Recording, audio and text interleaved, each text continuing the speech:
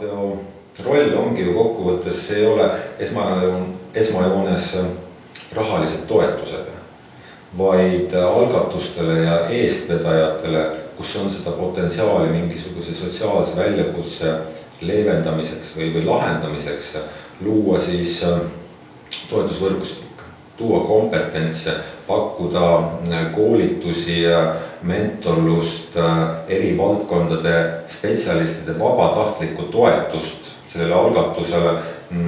See on see, mida heategu teeb, ehk siis ta loob sellise toetusvõrgustiku, kontaktid, vahendab võimalikke kliente, kaasab osalisi ja vabatahtlikke, ehk siis tekib selle iga ettevõttele algatus nõuab mingisuguseid teenuseid või mingisuguseid tooteid oma igapäevategevuse realiseerimiseks. Olgu see siis kas või kontoripinna leidmine, infotehnoloogilised vahendid, raamatupidamis, finantssüsteemid, inimressursside arendamine ja kõik see tegelikult ju on turul kättesaadav.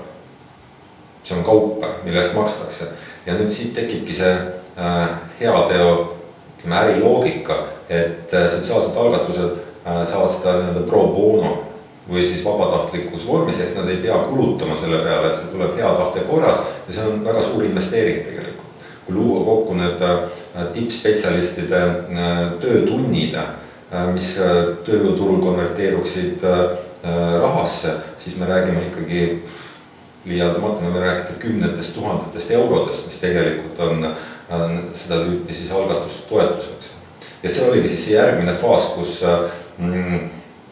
kui oli juba siis, ütleme, mingisugused verstapostina võib öelda, et loodud juriidiline tegevusvorm, paika pandud siis see äriplaan, äriidee juba konkreetselt ja reaalsetesse sammudesse astuti, siis kõik need kommunikatsiooni väljakutsed vabatahtlikus korras, kas oli see Hill & Knowlton või tippspetsialistid Eesti Energiast, kontoripindade leidmisel poisid tegid väga palju tööd, aga kogu just nii-öelda selline toetusvaldkond, mis iganes küsimusega kokku puututi, heateo roll oli siis aidata, kaasata neid spetsialiste, inimesi, kes oskasid nendel konkreetsetes valdkondades pakkuda seda siis arenguks vajalikku toetust.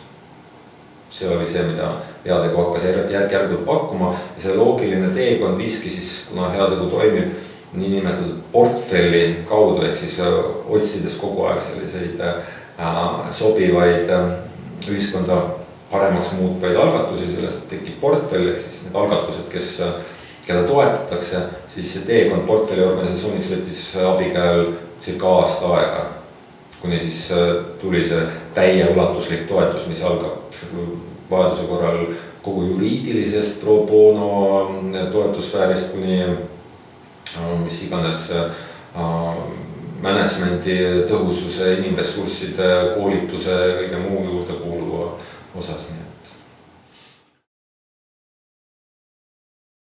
Pigem on küsimus ikkagi sellises maailmavaates ja selle, mis on inimestele oluline. Kas teenindada siis, nii nagu see on tegelikult klassikalises või traditsioonilises ettevõtluses, mille fookuses või keskeks eesmärgiks on ikkagi selgelt positiivne tulem kasumi näol. Puha kuhu seda peita vastutustundlikkuse ja mille iganes taha on selge see, et ettevõte ei saa toimida negatiivse tulemiga, ehk on orienteeritud kasumi tootlusele. Sotsiaalse ettevõtja jaoks on kasum vahend, eesmärk ja see kasum seisneb ikkagi püstitatud mingi probleemkoha, nähtava probleemkoha leevendamises, lahendamises ja see on see fundamentaalne vahe. Ja ei ole üks lihtsam kui teine või teine siis raskem. See on, ettevõtlus on väljakutse ja see on samatmoodi on see sotsiaalne ettevõtlus väljakutse. On osa inimesi, kes naudivad väljakutseid, probleemide lahendust, on neid, kes eelistavad lihtsamini hakkama saada ja olla lihtsalt palgatöölised. Nii et see on iga ühel oma ja paraku on see ka Eestis endiselt tõsiseks väljakutseks ettevõtlikkus. Iga inimese enda valmisolek olla aktiivne. luua mingisugune muutus, mitte lihtsalt liikuda vooluga kaasa.